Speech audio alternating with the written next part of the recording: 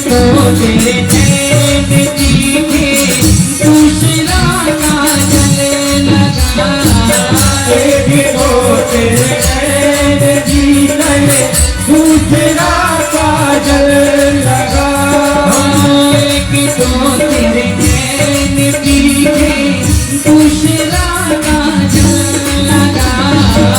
एक तो तेरे नैन दिखे दूसरा काजल लगा। तीसरा नजरे चुराना, तीसरा नजरे चुराना दिल दीवाना हो गया। तीसरा नजरे चुराना दिल दीवाना हो गया। नाविरी सूरत पे मोहर दिल दीवाना हो गया। नाविरी सूरत पे मोहर दिल दीवाना हो गया।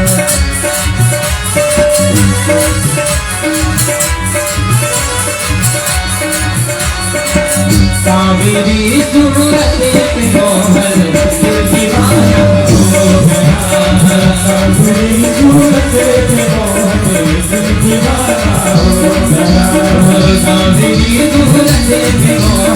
दिल दीवाना हो गया। कावेरी सूरत पे मोहर दिल दीवाना हो गया। कावेरी सूरत पे मोहर दिल दीवाना हो गया। कावेरी सूरत पे मोहर दिल दीवाना हो गया। भगवान की जय हो। रावण बिहारी लाल की जय हो। सब बैठ जाइएगा, अपने अपने स्थान में बैठ जाइएगा। अभी 15-20 मिनट की कथा हो रहा है। 2 मिनट आप कुछ कहना चाहते हैं? सही बात है। अब बैठ जाइएगा, थोड़ा अंतर बना करके कर दिएगा, क्योंकि अभी बारात आएगी ना तो फिर डांस करना पड़ेगा। हरिओम हरिओम। मैं कुछ लोगों का नाम बता रहा हूँ, कृपया करके आप लोग मंच पर आ जाएं। श्री मनोज झा जी, श्री चौबे जी, श्री विश्वनाथ शर्मा जी, श्री राम कुमार दुबे जी, श्री रंजीत चौबे और सुजीत चौबे जी, अरविंद शर्मा जी, कृपया आप लोग मंच पर आ जाएं। आप लोगों से विनम्र निवेदन है कि आप लोग मंच पर आ जाएं। सज्जनों, हमारे इस कार्यक्रम में कुछ लोग जो तन मन धन से लगे थे और इस कार्यक्रम को इतना सुदृढ़ स्तंभ दिया कि अब इसे कोई हिला नहीं सकता है, वैसे लोग भी यहाँ से स्थानांतरित होकर अवकाश रेल्स की सेवा से अवकाश प्राप्त करने के बाद कहीं अन्यत्र चले गए, लेकिन यहाँ आना और इस कार्यक्रम को संभालना नहीं भूलते हैं। ऐसे लोगों में हमारे परम आदरणीय भाई श्री मनोज झा जी हैं। मनोज झा जी धन एकत्र करने से लेकर भंडार की व्यवस्था तक हर जगह हमारी समिति को अपना स्नेह सहयोग हमेशा देते थे। मैं उनसे निवेदन कर रहा हूं कि कृपया मंच पर आ जाएं। श्री मनोज झा जी, श्री मनोज झा जी कृपया मंच पर आ जाएं। श्री एस.एस. चौबे जी, एस.एस. चौबे जी हमारी समिति के बड़े अच्छे कलेक्टर थे। कलेक्शन करना और दरवाजे दरवाजे घूम करके धन एकत्र करना, 20, 25, 30, 40, 50 हजार कितना एकत्र कर दें, इसकी कोई सीमा नहीं थी। और अभी ये स्थानांतरित होकर के कहीं अन्यत्र चले गए हैं, फिर भी प्रत्येक वर्ष आते हैं और अपना स्नेह सहयोग समिति को प्रदान करते हैं। इनको बहुत बहुत आशीर्वाद मिलना चाहिए। इन लोगों ने समिति को खड़ा किया है, आधार दिया, स्तंभ दिया है और उस स्तंभ पर आज ये पूरी इमारत टिकी हुई है। इन लोगों को हृदय से नमन। श्री विश्वनाथ शर्मा जी अगर है तो कृपया आ जाएं। श्री राम कुमार दुबे जी, श्री राम कुमार दुबे जी कृपया आगे बढ़े, आप मंच पर आए। श्री रंजीत चौबे जी आइए। श्री रंजीत चौबे जी ये हमारी समिति के कोषाध्यक्ष और इस कार्यक्रम के संस्थापक की तरफ एक महत्वपूर्ण भूमिका निभाने वाले हमारे स्वर्गीय मोतीलाल चौबे जी के सुपुत्र, जो बाहर से आकर के भी इस कार्यक्रम को संभालते हैं, रंजीत चौबे जी। और ये राम कुमार दुबे जी, जिनकी कृपा से, जिनके स्नेह सहयोग से पंडित जी यहाँ तक आए हैं। महाराज श्री आपको भागवत की कथा सुना रहे हैं। श्री अरविंद शर्मा जी कृपया आइए। सज्जनों, यहाँ जितनी पुस्तकें बांटी जाती हैं या रामचरितमानस या सुंदरकांड की पुस्तकें यहाँ तक पहुँचती हैं, उस सारी जिम्मेदारी इनकी है। अरविंद शर्मा जी बहुत दिनों से हमारी समिति से जुड़े हैं। इन लोगों के लिए जोरदार तालियां होनी चाहिए। देखिए कुछ मजबूत खंभे तो हैं जो संभाल कर रखे हैं, इनको कभी भी छोड़ना नहीं है, कभी भी इनको भूलना नहीं है। भाई श्री विश्वनाथ शर्मा जी अगर हैं तो आ जाएं। श्री मनोज झा जी अगर हैं तो कृपया मंच पर आ जाएं। श्री मनोज झा जी। अच्छा, पांडे मेडिकल भाई श्री शैलेंद्र पांडे जी यहाँ उपस्थित हैं। प्रत्येक दिन यहाँ पाठ करने वाले लोगों के जलपान की व्यवस्था इनकी ओर से होती है। आप जरा सोच करके देखिए कैसे कैसे सहयोग करने वाले लोग हैं। कार्यक्रम यूं ही नहीं हो रहा है। आपको नहीं पता होगा कि एक एक तिनका कहाँ से एकत्र कर पहाड़ बनाया जाता है। ये छोटे छोटे तिनके बड़े महत्वपूर्ण है। मैं पांडे जी का हृदय से आभार व्यक्त करता हूँ। जोरदार तालियों से। और एक ऐसे आदमी हैं जो पूछते हैं कि कहाँ मेरी जरूरत है। करके किनारे हटने वाले बहुत से लोग हैं, लेकिन कोई आगे बढ़कर कहे कि कोई परेशानी हो तो बताइए, धन घटा है, सामान घटा है, पैसा घटा है, क्या घटा है, आप बताइए मैं क्या सेवा करूं। ऐसे लोग बहुत कम है। मैं श्री पांडे जी का हृदय से आभार व्यक्त करता हूँ। और मंच पर बैठे हैं श्री विद्या पासवान जी, मैं इनसे निवेदन करूंगा कि कृपया बात और महाराज श्री का आशीर्वाद प्राप्त करें। सज्जनों, मैंने अभी बताया कि बहुत से कंकड़ पत्थर मिले तभी पहाड़ तैयार हुआ और बहुत से लोग मिले तभी ये कार्यक्रम संपन्न हुआ, यहाँ तक पहुँचा। मैं चाहता हूँ फिर विद्या जी का हृदय से स्वागत करते हुए आप महाराज श्री आप इन्हें आशीर्वाद दें। ये अच्छे श्रोता भी हैं और हमारी समिति के अच्छे सहयोगी भी हैं। श्री जोगेंद्र पांडे जब तक सेवा में रहे तब तक इस समिति का बहुत सहयोग किए। बीच में कुछ दिन तक अस्वस्थ हो जाने के कारण अपनी सेवा और अपना सहयोग नहीं दे पाए। मैं श्री जोगेंद्र पांडे जी का भी चाहता हूं कि आप महाराज श्री ने हृदय से आशीर्वाद दें। थोड़े अस्वस्थ हो गए थे इसलिए इनका पूरा सहयोग नहीं मिल पाया, लेकिन अब ये स्वस्थ हैं और सहयोग करने को तैयार हैं। मैं इस मंच से जितने लोग बाकी हैं उन सभी लोगों को महाराज श्री से निवेदन करूंगा कि अपने शब्दों द्वारा संन्यास जरूर प्रदान करें और अब आगे कार्यक्रम बढ़ाया जाए। बोलिए वृंदावन बिहारी लाल की जय।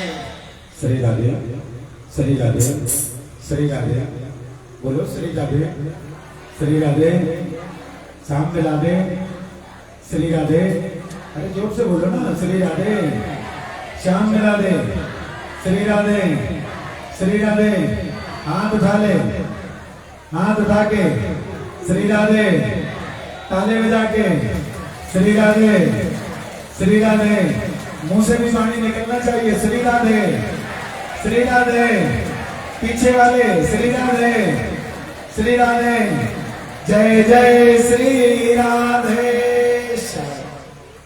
ये चौबे जी के सुपुत्र बहुत सुंदर श्री सुजीत चौबे जी इस पर पूरे तन से मन से धन से ये लोग सहयोग कर रहे हैं और एक सामान्य कार्यकर्ता की तरह सुबह से शाम तक यहाँ उपस्थित रहकर सुजीत भाई हमारे सुजीत जी हमारे इस कार्यक्रम की देखभाल कर रहे हैं। ये इन दोनों भाइयों को देखकर हम लोग चौबे जी के नहीं रहने से जो कमी हुई थी, भाई स्वर्गीय अटल चौबे जी के नहीं रहने से जो कमी हम लोगों ने महसूस किया, उस कमी को इन दोनों बच्चों ने पूरा कर दिया। जोरदार ताली इन लोगों के लिए होनी चाहिए। चौबे जी के सेवा समर्पण और त्याग इस कार्यक्रम के लिए जो हुए उसे मैं हृदय से महसूस कर रहा हूं और जो कमी रह गई थी उसको इन दोनों बच्चों ने पूरा किया। मैं चाहता हूं कि यह परिवार हमेशा सुख शांति और समृद्धि के साथ निरंतर आगे बढ़े और इस परिवार का सहयोग हमारी समिति को सदा सदा मिलता है।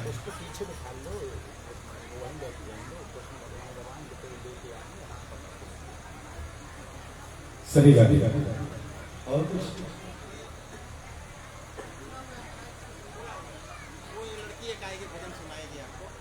तो थोड़ा सा शादी के रूप में उसके बाद बस यही जी बोलिए वृंदावन बिहारी लाल की।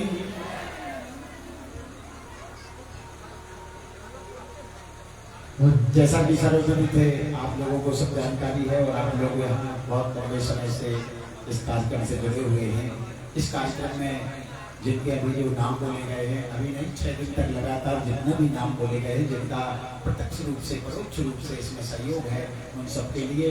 और सबसे बड़ा सहयोग हमारी मातृशक्ति का, ये हमारे भाई लोग जिन्होंने अपना अमूल्य समय निकाल करके इस कार्यक्रम को सफल बनाने में अपना सहयोग प्रदान करते हैं। सभी के लिए ढेर सारा आशीर्वाद, ढेर सारा व्यासपीठ से आशीर्वाद, सबकी मनोकामनाएं भगवान बांके बिहारी जी पूर्ण करें और समस्त मनोकामनाएं निरंतर इसी प्रकार से ये भक्ति की धारा बहती रहे। इन्हीं शब्दों के साथ अब कथा यात्रा को आगे बढ़ाते हैं। भगवान ने कंस का मर्दन किया है। कंस का विधिवत भगवान ने अंतिम संस्कार कराया। कंस की 2 पत्नियां हैं, एक का नाम अस्थि, दूसरी का नाम प्राप्ति। ये अस्थि प्राप्ति दोनों आई, कंस के मृतदेह के पास में बैठ करके रोने लगी। अब जैसे रोने लगी तो कन्हैया भी आए और जाकर के दोनों के बीच में जाकर के बैठ गए।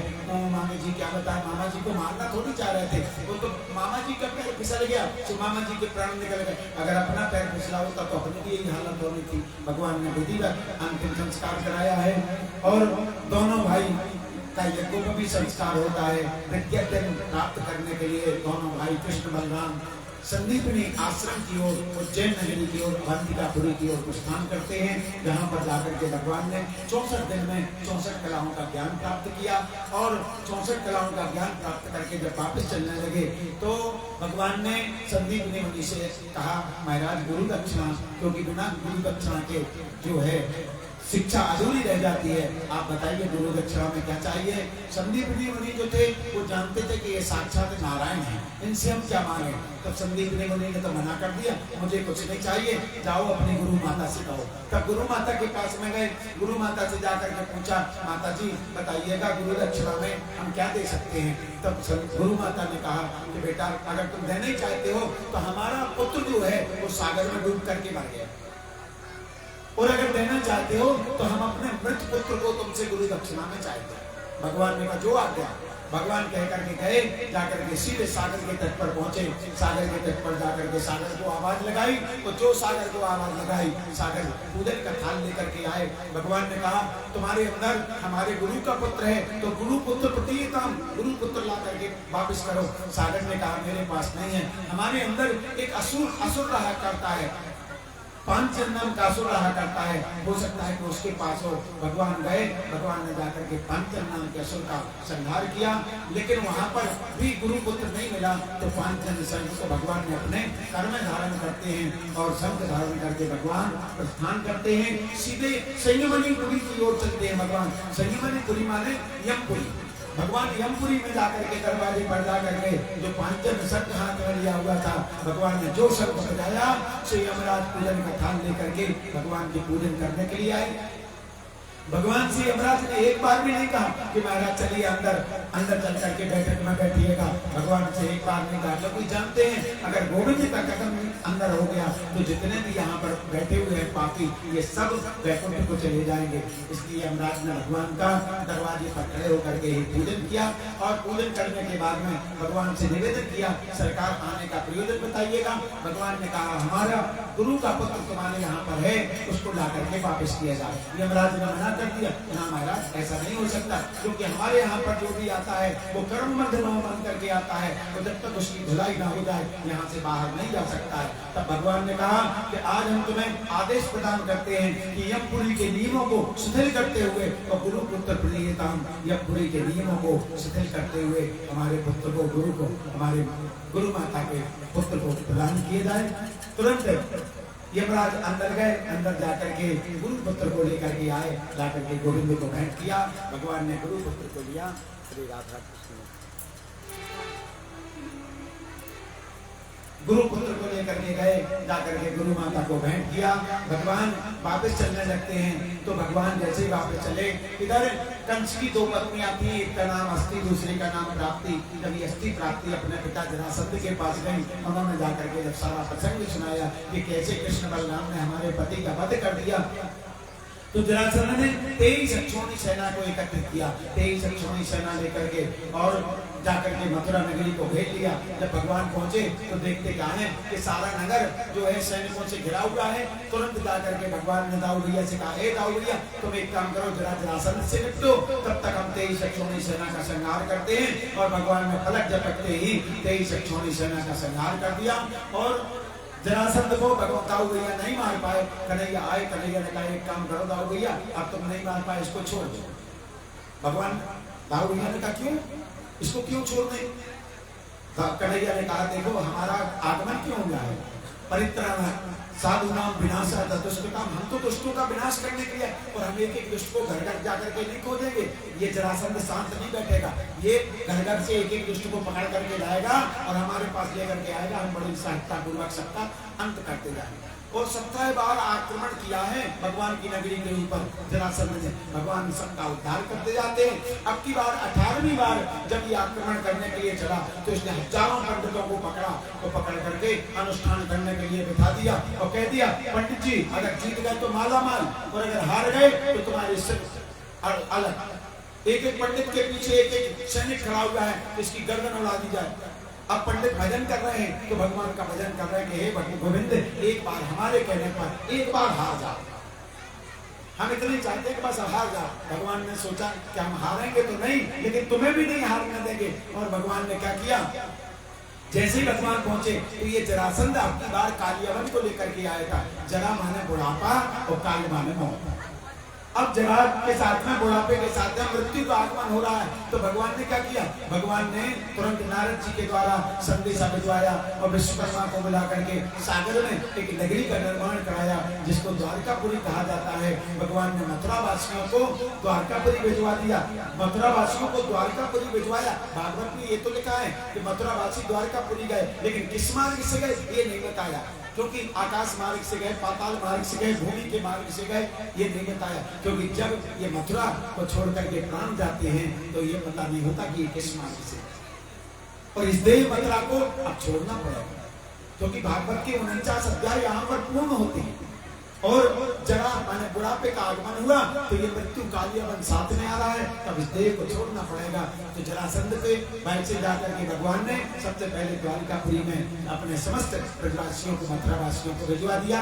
और वहां पर भिजवा करके इधर भगवान ने जैसे ही देखा कि अब कालियावन ने देखा गोविंद के ऊपर नजर पड़ी, तो चिल्लाने लगा, अरे भैया देखो कितना सुंदर खिलौना है। अरे जरासंध तो कह रहा था कि मार के आना, अरे हम तो कह रहे इसको पकड़ के ले चलो, बच्चों के खेलने के काम आएगा।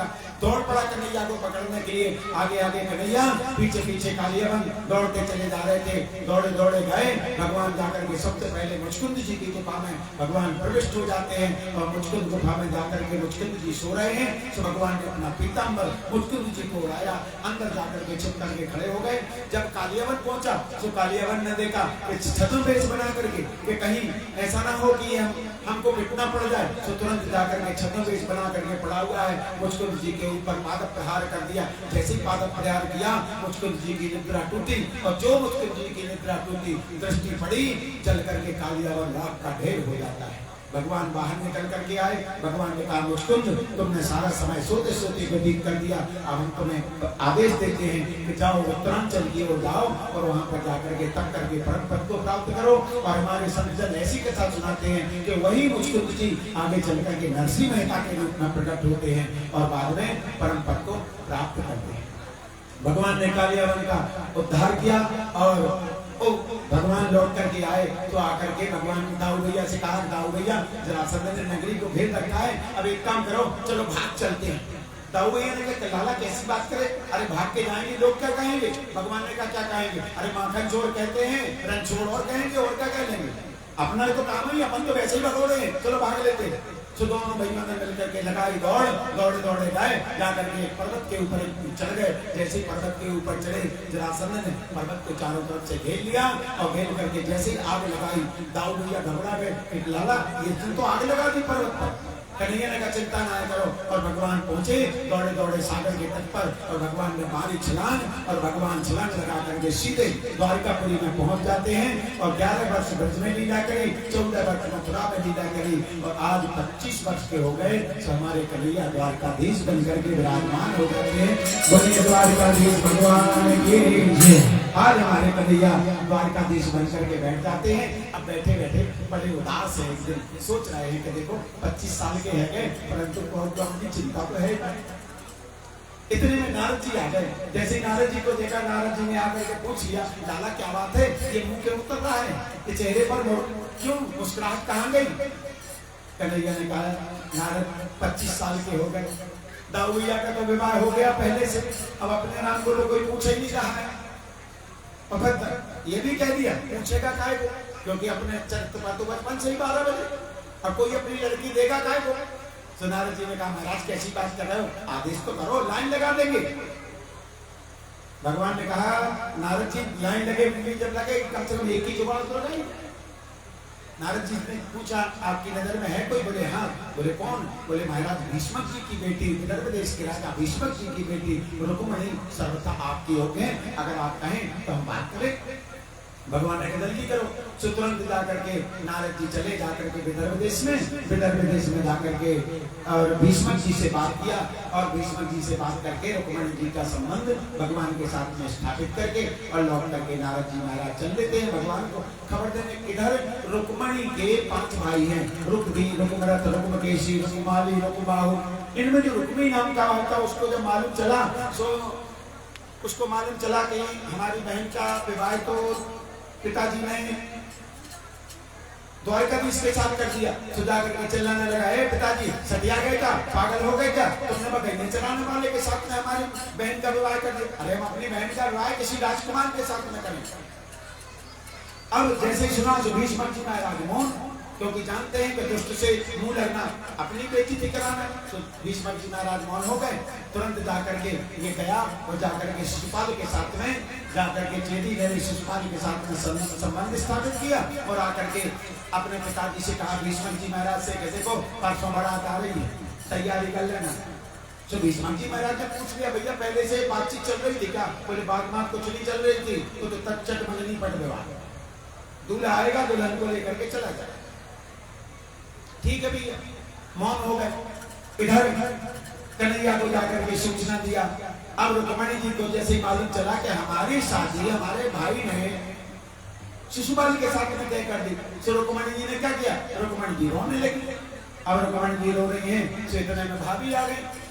भाभी ने आकर के पूछ लिया रुक्मिणी क्या बात है? रुक्मिणी ने कहा कि देखो हमने अपने पति रूप में द्वारकाधीश कृष्ण को मान लिया है नारद जी से गुणानुवाद सुन करके, और इधर हमारा भैया शिशुपाल के साथ में संबंध तय करके आ गया। अब क्या करें? भाभी ने कहा रोने धोने से काम नहीं चलने वाला, एक काम कर जरा कागज कलम उठा, चिट्ठी लिख के भेज दे, क्योंकि ऐसी रोती रहोगी तो वो शिशुपाल आएगा और जबरदस्ती ले जाएगा। तो तुरंत रुक्मिणी जी ने क्या किया, रुक्मिणी जी मानो यहाँ पर विवाह को विधान बता दिया कि अगर कोई काम बनाना है तो भाभी को हाथ में ले लो, बस भाभी हाथ में है मतलब तुम्हारे सारे काम बन गए। तो तुरंत जाकर के रुक्मिणी जी ने कागज कलम उठाया और उसमें 7 श्लोक लिखे, और 7 श्लोक लिख करके अब ये पत्र कौन लेकर के जाएगा?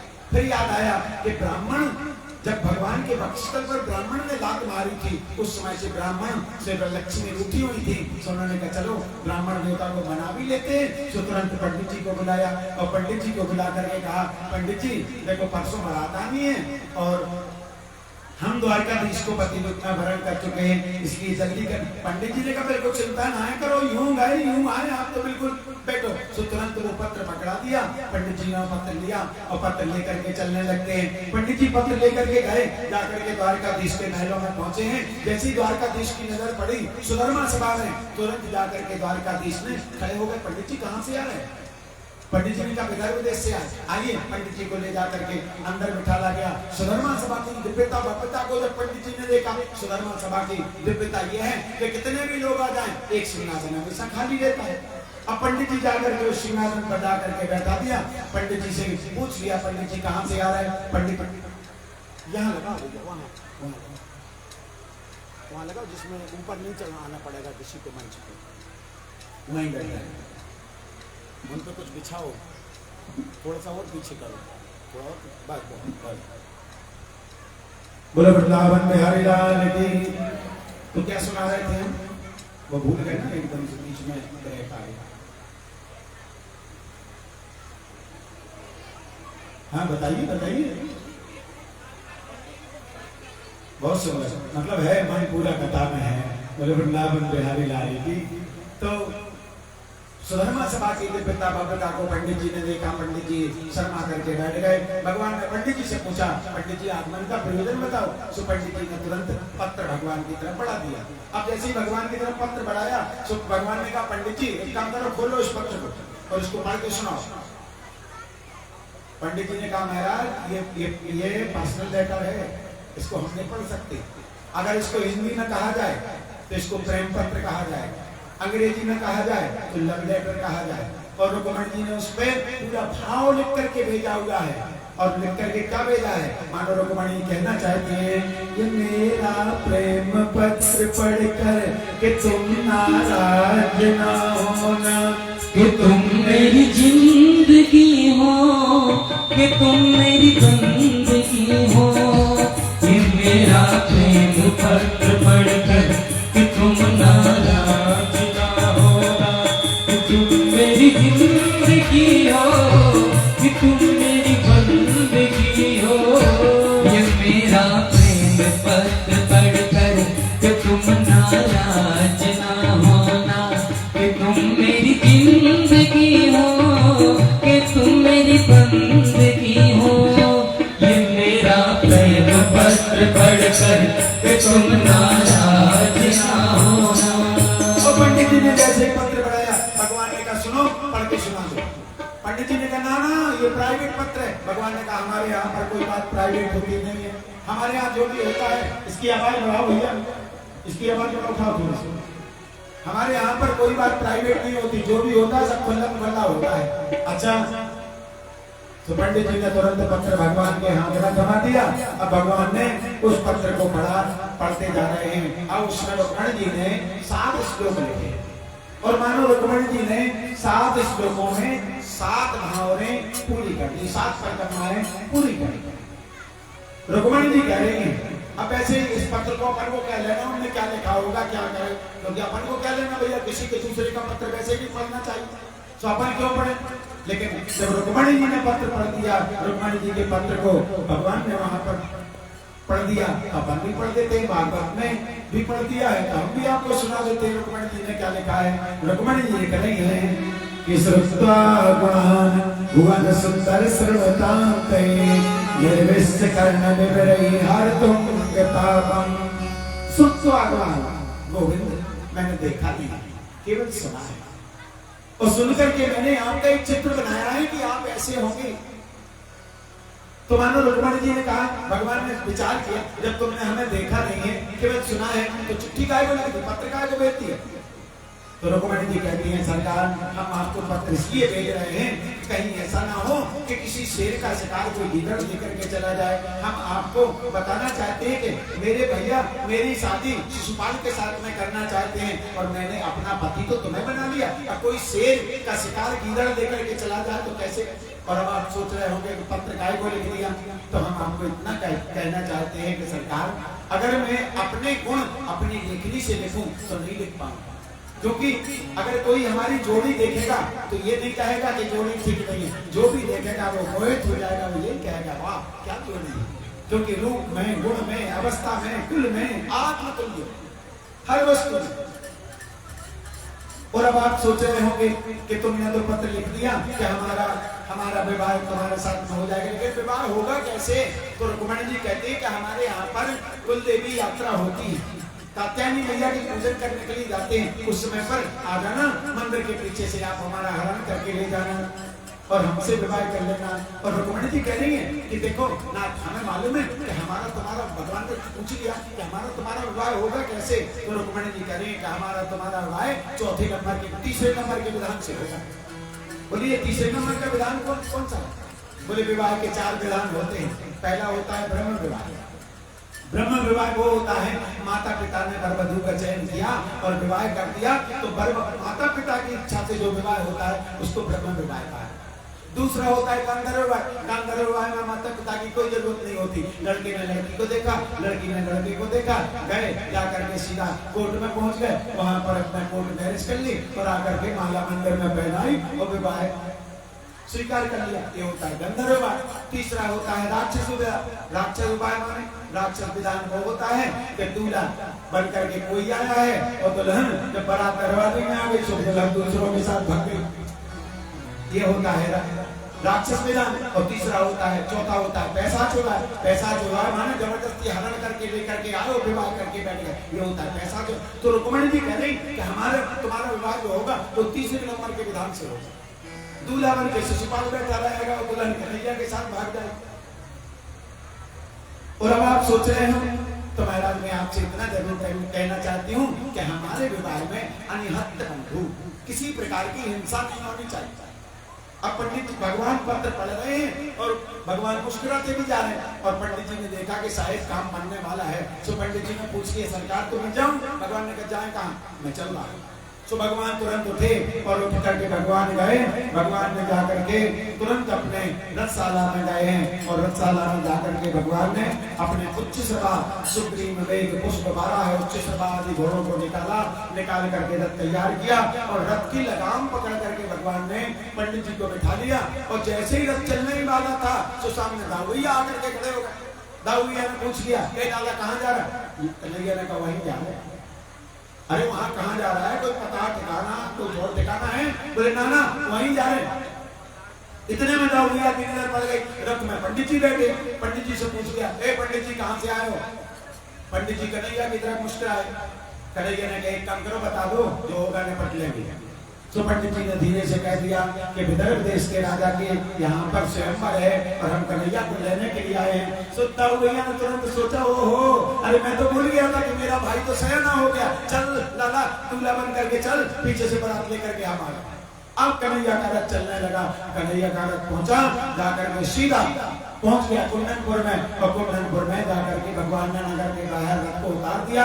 रथ को जैसे ही उतारा गया तुरंत जाकर के पंडित जी उतरे रथ से और पंडित जी जाकर के पहुंच गए रुक्मणी जी के पास में जाने लगते हैं। तो पंडित जी को ऊपर जैसे ही नजर पड़ी रुक्मणी जी ने देखा तो रुक्मणी जी समझ गए, क्योंकि आने वाले की चाल ढाल बता देती है कि काम बना के आ रहा है बिगाड़ के आ रहा।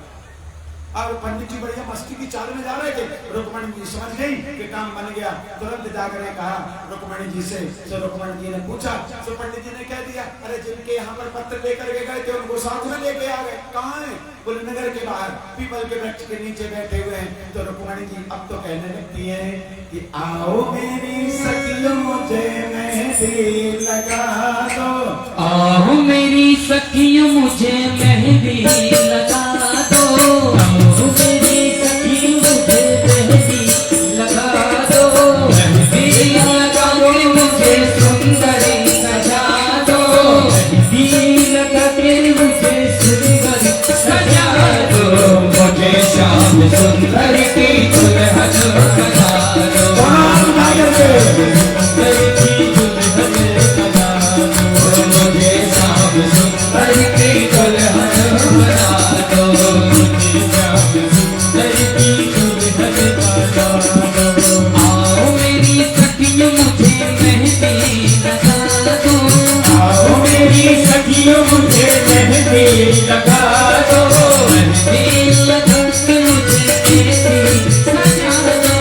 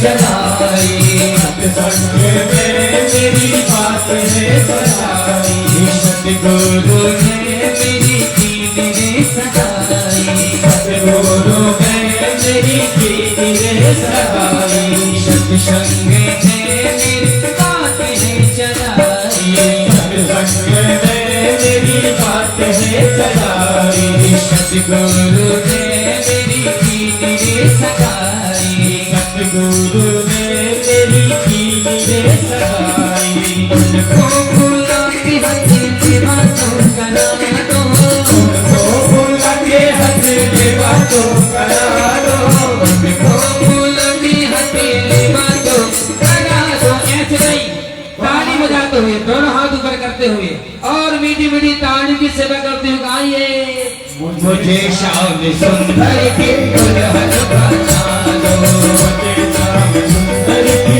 दुल्हन बना दो, मुझे श्याम सुंदर की दुल्हन बना दो, मुझे श्याम सुंदर की दुल्हन बना दो।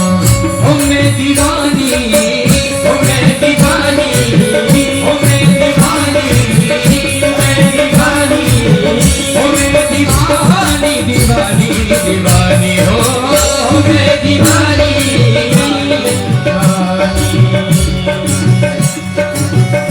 मोहे अपनी दुल्हन बना रे, मोहे अपनी दुल्हन बना रे, वो श्याम तेरी दीवानी हुई मैं, मोहे अपनी दुल्हन बना रे, श्याम तेरी दीवानी हुई मैं, ओ मैं दीवानी, मैं दीवानी, ओ मैं दीवानी, मैं दीवानी, ओ मैं दीवानी, दीवानी दीवानी, ओ मैं दीवानी, दीवानी दीवानी, ओ मोहे अपनी दुल्हन बना रे, ओ श्याम तेरी दीवानी हुई मैं, मोहे अपनी दुल्हन बना रे, श्याम तेरी दीवानी हुई मैं, ओ तेरे लिए मैंने ठिकिया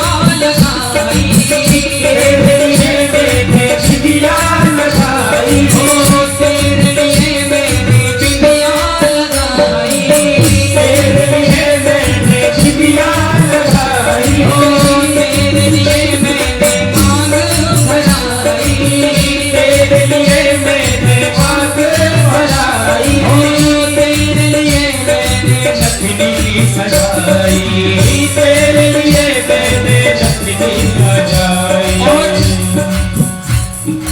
बड़े प्रेम से उठाइए हाथ और ताली में सेवा करते हुए कहिए, अब हाथों में, ओ अब हाथों में मेहंदी रचा दे, अब हाथों में मेहंदी रचा दे, ओ श्याम तेरी दीवानी हुई मैं, अब हाथों में मेहंदी रचा दे, श्याम तेरी दीवानी हुई मैं, मोहे अपनी दुल्हन बना ले, श्याम तेरी दीवानी हुई मैं, मोहे अपनी दुल्हन बना ले,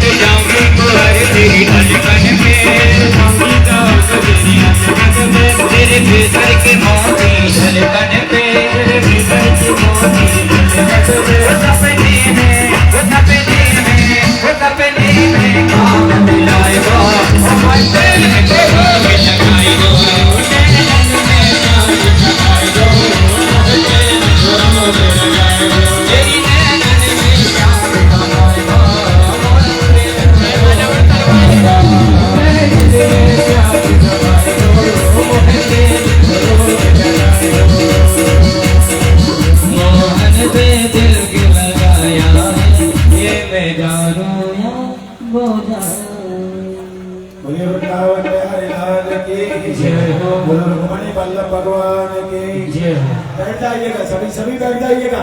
अभी जयमाला होगी, भगवान का अभी विवाह का होना है, अभी बैठ जाइएगा सभी।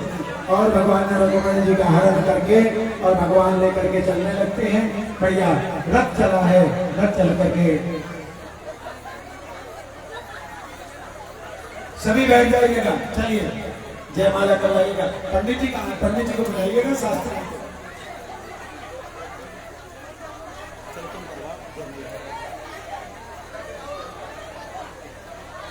सरेगा देगा। चलिए यजमान कहाँ है? यजमान को बुलाइएगा। आइए, आप भी आइएगा। चलिए पूजन करिएगा भगवान का।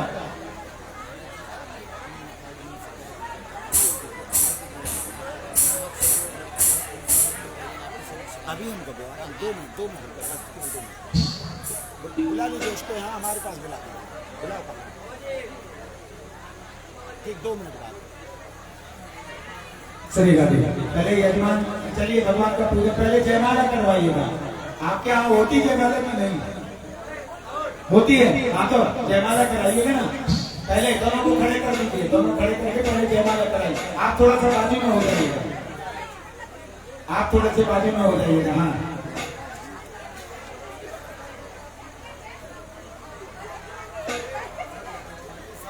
चलिए हरे ओम माता जी बैठ जाइएगा। ओ भैया बैठ जाओ आप। बोलो रुक्मणी वल्लभ भगवान की, रुक्मणी वल्लभ भगवान की। चलिए बैठ जाइएगा दोनों। अब हमारे यहाँ का जो पूजन होता है, भगवान का पूजन करेंगे।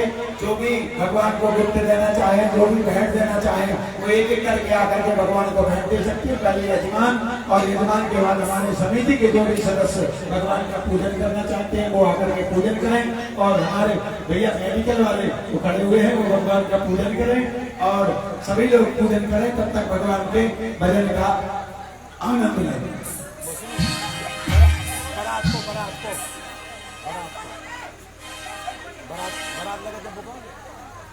और हमारे बीच में एक कोई लड़की जो भजन गाएगी, अभी थोड़ा सा 5 मिनट थोड़ा सा भगवान के पैर पकड़ाई हो जाए और उसके बाद फिर जो भी पुजारी है वो यहाँ आकर के बैठे, उनके यहाँ भजन हम भगवान देंगे। चलिए हरि ओम स्वस्ति न इंद्रो वृद्धस्पतिः स्वस्ति न भूतानिशविन्द्राः स्वस्ति नस्तार्क्ष्यो अरिष्टनेमि स्वस्ति नो बृहस्पतिर्दधातु मंगल भगवान विष्णु मंगलम वृद्धे मंगलम पुंडरीकाक्षाय मंगलाय यत्नम हरिः। चलिए और अब रुक्मणी जी की सखियां गा रही हैं। आप लोग गाते कि नहीं शादी में?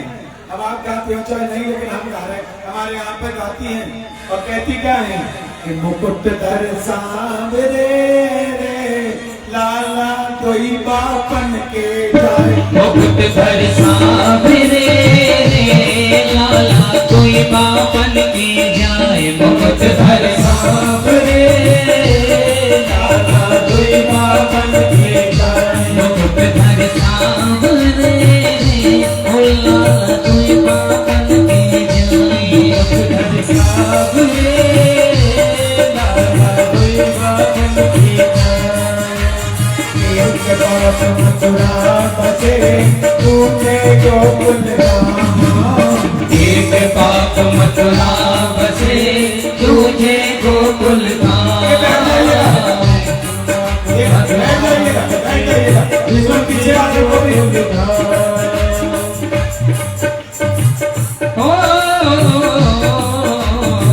एक बाप मथुरा बसे तुझे गोकुल धाम। एक बाप मथुरा बसे तुझे गोकुल धाम। मुकुट धर सांवरे ओ लाला कोई बापन के जाए। सांवरे रे लाला कोई बापन के जाए। मुकुट धर सांवरे लाला कोई बापन के जाए। सुधर सांवरे रे लाला कोई बापन के जाए।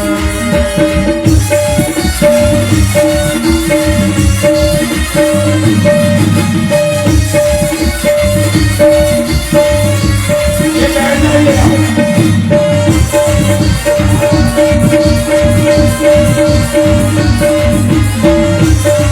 ये तो सामने खड़े हुए हैं, बैठना ही है। एक ये बच्चे ये जो फोटोग्राफी कर रहे हैं ना, सभी बैठ जाइएगा क्योंकि पीछे वालों को भी दर्शन का लाभ देना चाहिए। ओ माता जी, ये बच्चे ये थोड़ा सा पीछे कर दीजिए भैया। ये कार्य व्यवस्थापक जो है ये थोड़ा सा ये बच्चों को थोड़ा बैठा दीजिएगा। ओ मैया, ओ मैया, बैठ जाइएगा वहीं पर, जिसमें दूसरों को भी। अब भगवान के पैर पकड़ाई हो रही है और भगवान के सब जो भी कन्यादान लेना चाहते हैं, भगवान के पूजन करना चाहते हैं, वो एक एक करके आकर के भगवान का पूजन करते जाएं और तब तक भजन का आनंद लें। चलिए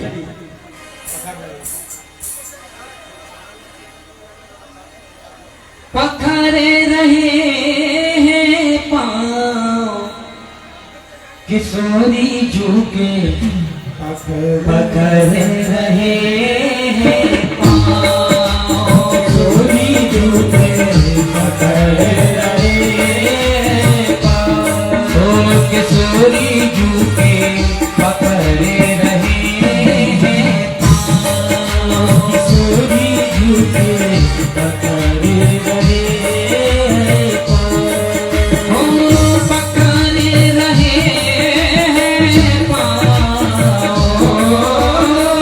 पखरे रहे हैं पाँव दुलारी झुके। पखरे रहे हैं पाँव दुलारी झुके। पखरे रहे हैं पाँव बेटी आज पराई हो गई। बेटी आज पराई हो गई। बेटी आज पराई हो गई। बेटी आज पराई हो गई। अपने पिया की प्यारी हो गई। अपने पिया की प्यारी हो गई।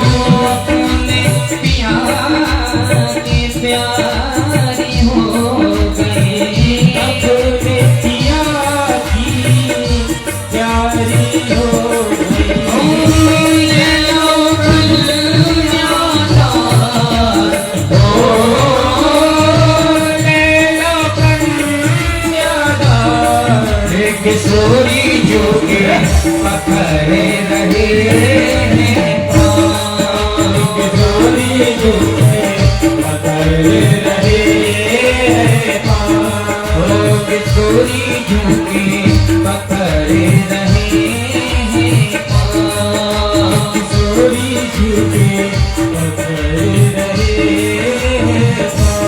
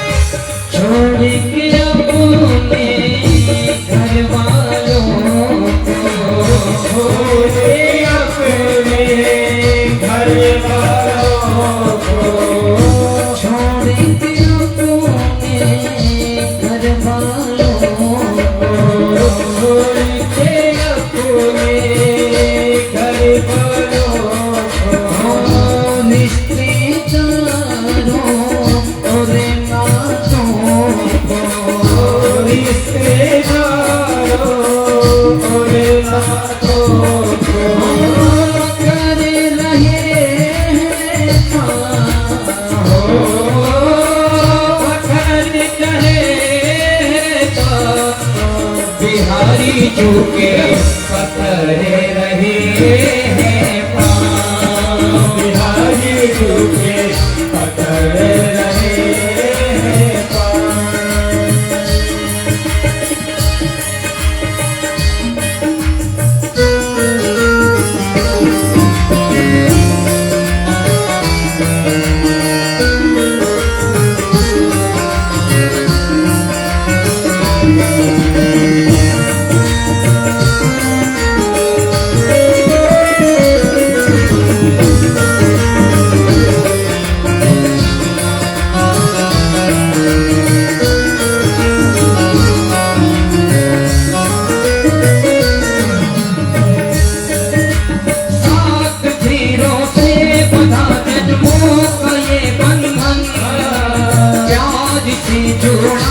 रब ने प्रीत का दामन लाख फेरों से बना जन्मों का ये बंधन से जोड़ा है रब ने प्रीत का दामन। है नई रस्में नई कसमें नई उलझन होते हैं खामोश लेकिन कह रही धड़कन। नहीं रस्में नहीं कसमें नहीं उलझन होते हैं खामोश है करते हैं रही धड़कन। धड़कन धड़कन धड़कन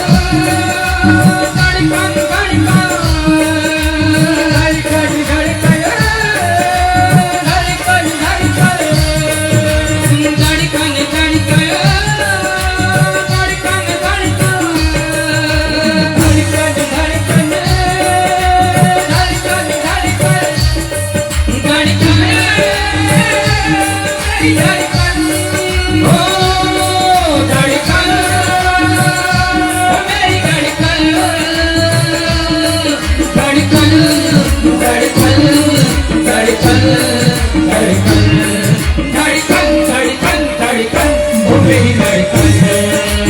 धड़कन मुश्किल अशकों को छुपाना लगता है।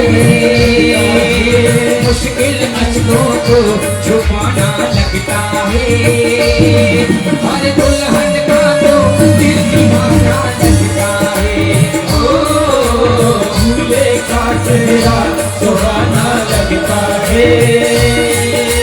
उस हल्का को दिल दीवाना लगता है।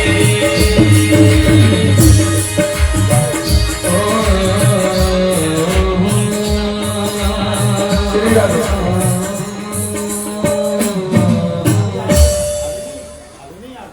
अभी पहले ये बिटिया बैठी है, भजन गाएंगे। चलिए माइक दे दो, माइक दे दो। सभी लोग बैठ जाएगा, अभी कोई जाएगा नहीं, प्रसाद लेकर के ही सभी जाएंगे। आरती होगी अभी भगवान की।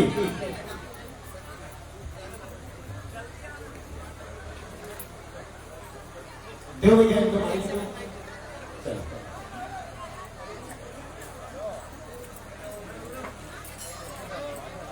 हरिओम हरिओम।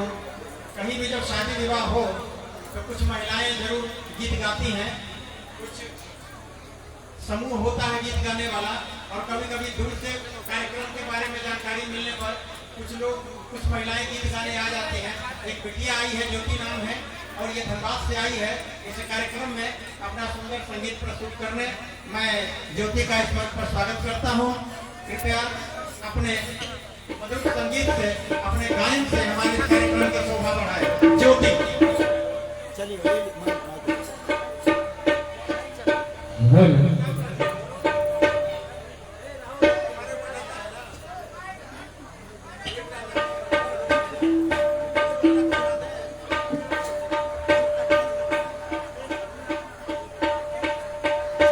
चल जल्दी करो भैया।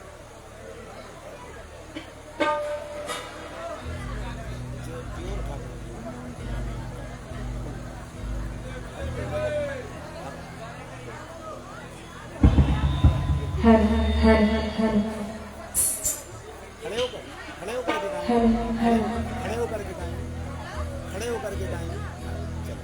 हर हर बोली सच्चे दरबार की। आई इतने सारे भगत है, आई इतने सारे भगत है, चाहूंगी कि जरा जोर से बोलिए। बोली सच्चे दरबार की, बोली कृष्ण कन्हैया लाल की। अच्छा, इतने सारे जो भगत है तो 50% आवाज आ रही है, 50% नहीं आ रही है, ऐसा क्यों? खा के नहीं आए हैं? अच्छा, खाना खा के नहीं आए हैं। अच्छा, मुझे ऐसा लगता है कि यहाँ दरबार लगा है तो किसी को भी एनर्जी की कमी होगी। ऐसे तो नहीं है, क्योंकि बाबा जहाँ पे होते हैं एनर्जी की कमी वही नहीं होती है, कभी नहीं होती है ना? हाँ, बोली सच्चे दरबार की, बोली शंकर भगवान की। आइए एक जयकारा उठा दो सारे भगत हाथ, सारे भगत हाथ खोलो, जितने सारे दरबार में बैठे हैं सारे भगत हाथ खोलो। इधर वाले भी जितने भी हैं सारे हाथ खोलो, दोनों हाथ खोलो। और बोले जयकार अपने माता पिता के लिए, बोले अपने माता पिता की। और आइए पते भरी स्टाइल से बोलिए सच्चे दरबार की। और ओम नमामि पतहारा हारा। अच्छा, ये बड़ी सुरीले भक्त से धीरे धीरे आवाज आ रही है। आइए ज्यादा नहीं, एक न भजन गाएंगे, एक दो भजन गाएंगे, फिर हम अपना घर जाएंगे, है ना? बोलिए सच्चे दरबार की। आइए, अभी कुछ दिन पहले सावन का महीना खत्म हुआ है तो चाहूंगी कि बाबा के दरबार में बाबा का भजन लगी, उसके बाद फिर चलेंगे जैसे होगा। आइए, कहना है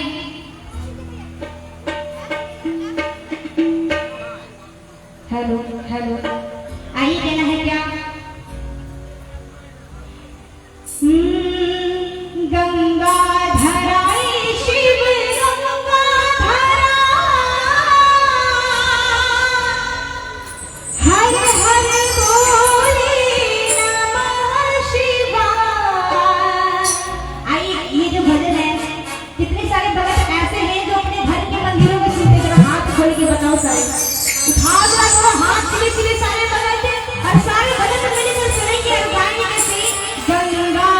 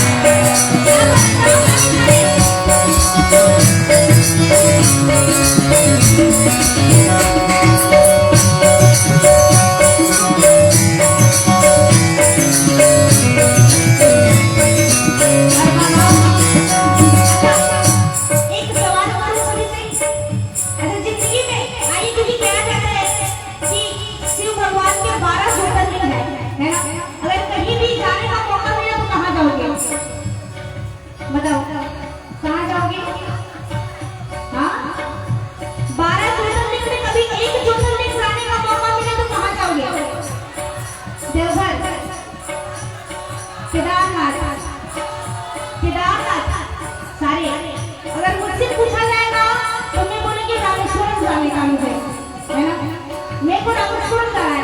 आइए सारे भगत हाथ जोड़ के नीचे देखते, उठा लो हाथ और आइए ताली बजाते रामेश्वराय शिव रामेश्वराय हरे हरे बोले नमः शिवाय रामेश्वराय शिव रामेश्वराय हरे हरे बोले नमः शिवाय ओम नमः शिवाय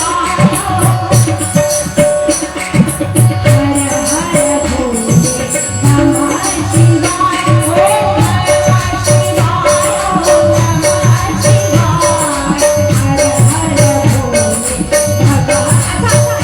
एक बार जाओ कितने सारे भगत हैं, सारे भगत हाथ खोलो, सारे भगत कुर्सी माने भी तेरा इधर माने भी उठाओ हाथ कुड़कुड़े जैसे खोलना सावर के जैसा हाथ खोलो सीधे उठाओ और सारे भगत विश्व की ताली बजाइए ओम नमः शिवाय ओम नमः शिवाय हर हर भोले नमः शिवाय ओम नमः शिवाय ओम नमः शिवाय हर हर भोले नमः शिवाय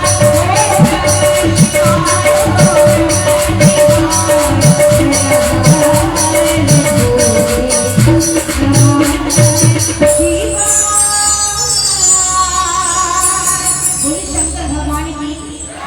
आइए ये जो कार्यक्रम चल रहा है जन्माष्टमी के उपलक्ष्य पे चल रहा है ना सारे अरे सारे झूम नाच के साथ हो गए एक बार सारे जैसा कि मैं देखा कि महंत जी जब गा रहे थे तो सारे भगत झूम नाच के साथ थे मेरा सामने सारे थे प्रॉमिस करो वादा बोली सच्चे दरबार की। और आइए सारे भगत झूम नाच के चले गए हैं ना ज्यादा नहीं करना है। आइए कह रहे कैसे ओ मीठे रस से भरी होरी राधा रानी लागे ओ महारानी लागे ओ भाने कारो कारो चमना चीरो पानी लागे। अच्छा पीछे वाले को काट काट के देना पड़ेगा क्या?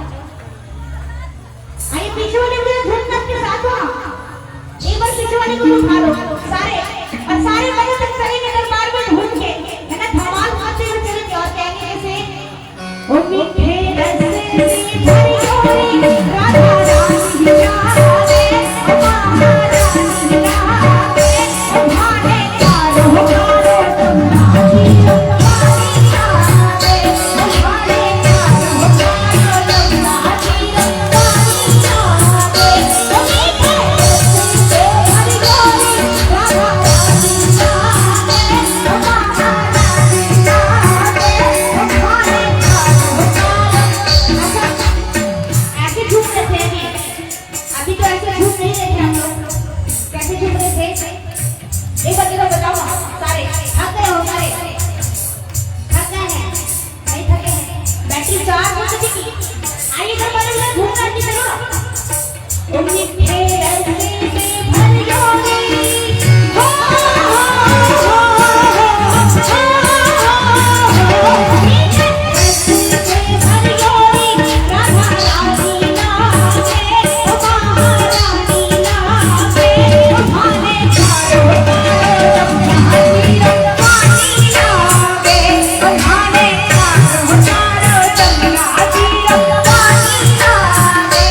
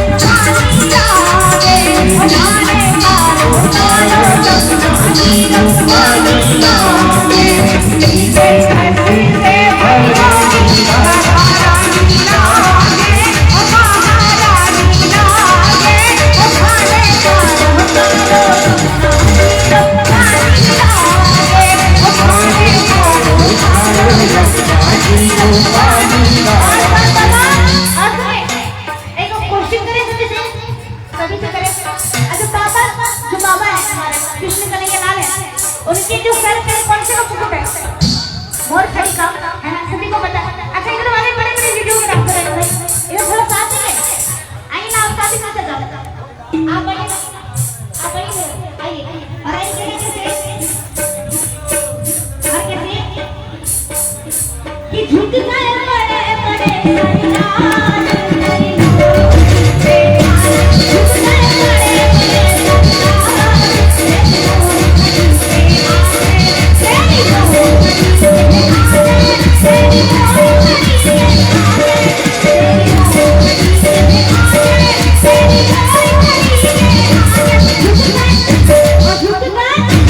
झुक गए बड़े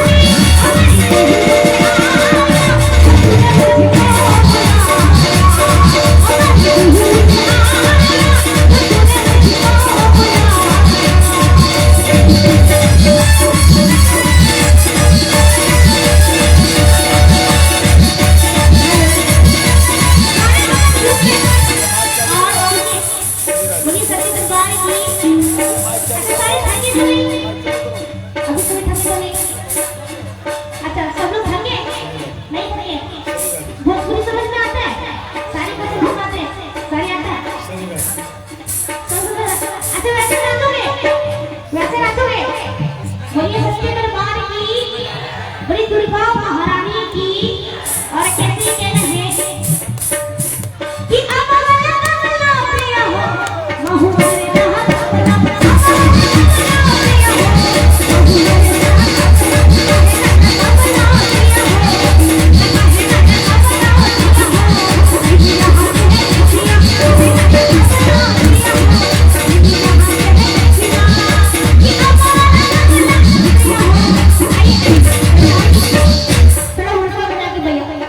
वैसे लगना चाहिए तो भोजपुरी गा रहे हैं, है ना? थोड़ा हुड़का बजा के कहना चाहिए। अमर कमला प्रिय हो महु हरे रहा कमला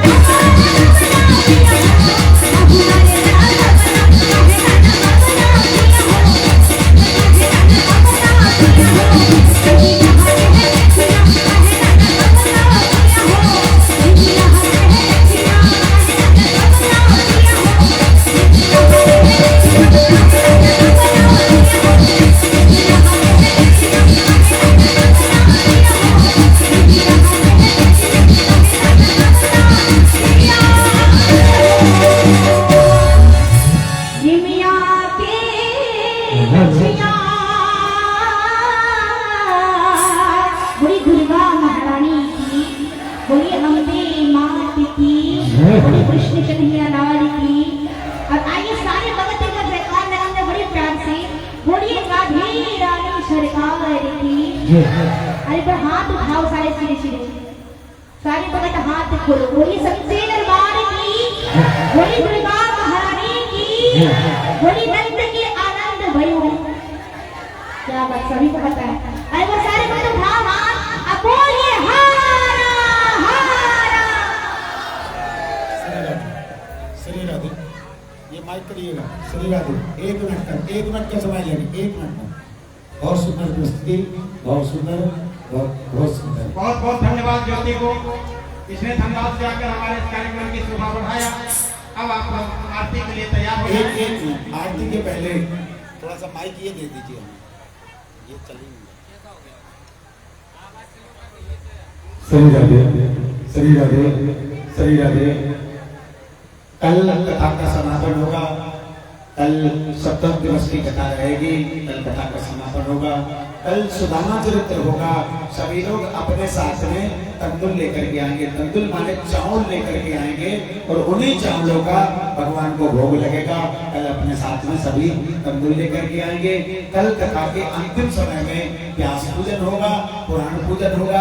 आपने लगातार 7 दिवस तक कथा सुनी, बिना दक्षिणा के यज्ञ अधूरा होता है, तो यज्ञ को पूर्ण करना है तो उसके लिए बदले में हम कोई भी कर्म करते हैं तो उसके बदले में ब्राह्मण को दक्षिणा देनी पड़ती है। इसमें जो भी आप अपने तरफ से जो भी बहन भगवान के चरणों में चलाना चाहते हैं, जो भी आपको ऐसा लगे, जबरदस्ती नहीं है, लेकिन व्यास पूजन जो होता है, पुराण पूजन जो होता है, सभी आकर के विधान से पुराण पूजन करेंगे। कल सुदामा चरित्र के लिए तंदुल जरूर अपने साथ में लेकर के आइएगा, सब तंदुल लेकर के आएंगे, उन्हीं तंदुलों का भोग लगेगा और वही तंदुल आपको प्रसाद के रूप में मिलेंगे। लेकिन तंदुल ऐसे नहीं लाना है कि आपने अपने घर में से डिब्बे में से निकाला, थैली में रखा, लेकर के आ गए ना।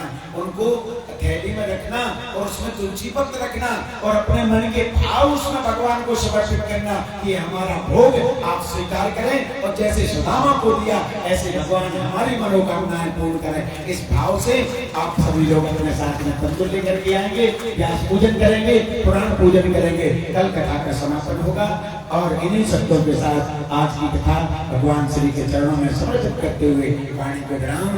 कल कथा ठीक समय पर प्रारंभ होगी, सभी लोग अधिक से अधिक श्रद्धा में पधारेंगे। शास्त्री जी, व्यास जी,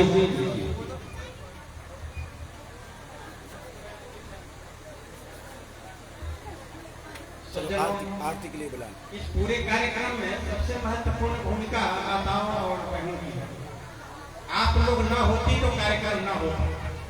जितना आदेश यहाँ से मिलता है, जितना संकेत मिलता है, उसका विधिवत पालन आप लोग करती हैं। और अगर ये महिला समिति का प्रांगण न होता, अगर ये महिलाएं न होती, अगर ठाकुर जी के लिए इनके मन में श्रद्धा भाव विश्वास नहीं होता तो ये कार्यक्रम नहीं होता। लेकिन एक बात जान लीजिए, इसमें आप लोगों की विशेषता नहीं है। हर महिला किसी न किसी पुरुष के घर से आई है। बोली आई है कि नहीं आई है? अगर पुरुष आपको यहाँ न आने देते, पुरुष आपको यहाँ दान पुण्य न करने देते, तो आप अकेले कर लेते? नहीं होता। मान लीजिए आप लोगों ने कुछ छिपा कर रखा भी होगा, तो कब निकालिएगा? धर्म के काम में नहीं निकालिएगा तो कब निकालिएगा? आप लोग तैयार होकर आइए और कथा का समापन है। लेकिन 8वें दिन भी इनकी कथा होगी, कार्यक्रम होगा। और 8वें दिन कथा में ये बताया जाएगा कि श्रीमद् भागवत से आपको क्या फायदा होगा। भविष्य में मैं चाहता हूँ कि आप सबके घर में एक बार भागवत की कथा हो, घर घर में भागवत की कथा हो, और उसके लिए ये आपको मानसिक रूप से तैयार करेंगे, आर्थिक रूप से भगवान ने तैयार करके भेजा है।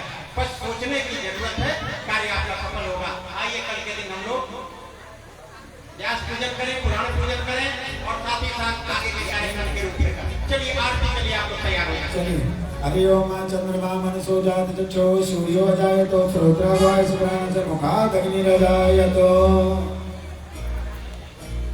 ये माइक का, इनका माइक कहाँ? सज्जनों, कल के दिन सुंदरकांड का पाठ है। दिन में 11 बजे से समिति की ओर से सुंदरकांड की पुस्तकें बांटी जाती हैं, आपको दी जाएंगे। ये सारा पंडाल भरेगा पाठ करने वालों से, और कल के दिन लोग अपने लिए अपनी ओर से यहाँ के लिए प्रसाद हनुमान जी के लिए लेकर आते हैं। 2 लड्डू, 4 लड्डू, 10 लड्डू, जितना हो सके लड्डू है, फल है, केला है, जो भी आप लोग लेकर आएंगे वो प्रसाद कल बांटा जाएगा सबके बीच। तो सुंदरकांड के पाठ में आप सभी सादर आमंत्रित हैं। एक बात और, जिन सज्जनों के पास समिति की रसीदें पड़ी हैं या जो कुछ अनुदान देना चाहते हैं, अब तो समापन की ओर जा रहा है कार्यक्रम, आप लोग अपना अपना अनुदान अगर बाकी है तो समिति तक अवश्य पहुंचा दीजिए। और जिन लोगों ने अपना अनुदान दे दिया, सहयोग स्नेह दे दिया, उनको बहुत बहुत धन्यवाद। आइए अब आगे के आरती के कार्यक्रम में सम्मिलित होइए।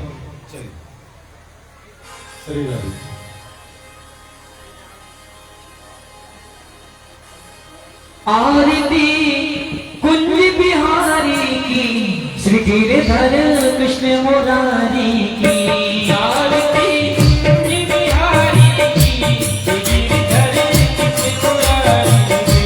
आरती कुंज बिहारी की, श्री गिरिधर कृष्ण मुरारी की।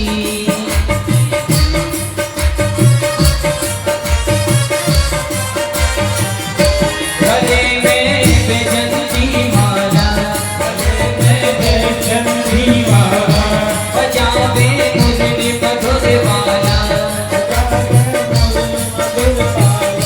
शिवड़ में कुंडल झलकारा, शिवड़ के आनंद नंदधारा, गगन शब आंग कांति काली, राधिका चमक रही आली, लगन में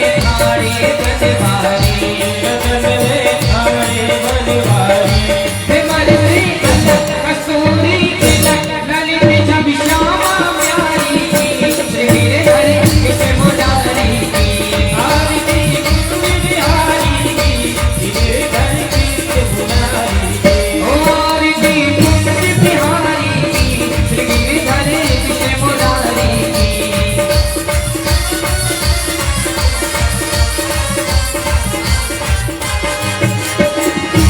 जहाँ पे प्रकट भई गंगा, बलुत बलिहारी श्री गंगा, विरन में होत मोह भंगा, बसी सिमसी जटा के दी, हरे रंग की शरण जब श्री बनवारी की, श्री गिरिधर कृष्ण मुरारी की। कुंज बिहारी की, श्री गिरिधर कृष्ण मुरारी की।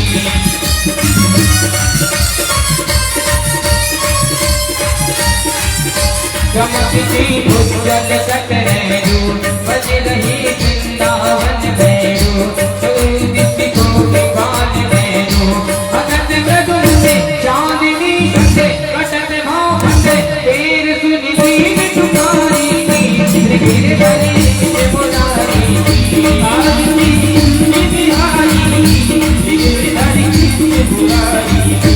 आरती कुंज बिहारी की, श्री गिरिधर कृष्ण मुरारी की।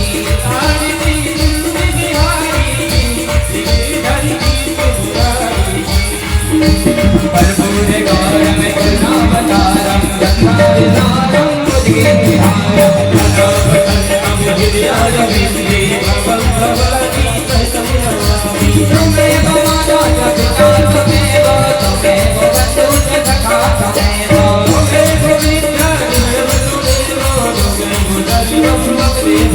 हरे रामा हरे रामा राम राम हरे हरे हरे कृष्णा हरे कृष्णा हरे हरे हरे राम हरे राम राम राम हरे हरे हरे कृष्णा हरे कृष्णा हरे हरे कृष्णा कृष्णा हरे हरे राम राम हरे हरे कृष्णा कृष्णा हरे हरे। बोलिए वृंदावन बिहारी लाल की, भागवत भगवान की, पंडितनाथ महाराज की, संत हनुमंत लाल जी महाराज की, राजा रामचंद्र भगवान की, धर्म के अधर्म का प्राणियों में विश्व का करुणाता की सत्य सनातन धर्म के ओम नमः पार्वती पतये हरे हरे महादेव जय जय श्री राधे जय जय श्री राधे जय जय श्री राधे। सभी लोग बैठ जाएं, बैठ करके आरती प्रसाद ग्रहण करें। कल कथा का समापन होगा सुदामा चरित्र के माध्यम से और सभी लोग तंदुर चावल साथ में लेकर के आएंगे और भगवान की पूजन करेंगे, व्यास पूजन करेंगे, पुराण पूजन करेंगे। सभी लोग अधिक से अधिक संख्या में पधारें, बैठ करके थोड़ा सा भजन का आनंद लें और बस आरती ग्रहण करें, प्रसाद लेकर के सभी जाएंगे। लेके जाना रे हरि आरती नहीं आरती हो गई। हाँ, आरती होगी, चल कथा में जब आएंगे इसी समय। हाँ। कैसा अरबा मतलब हम नहीं जानते। कच्चा के बना हुआ। नहीं कच्चा चावल। कच्चा चावल। हाँ। अरबा हो गजरा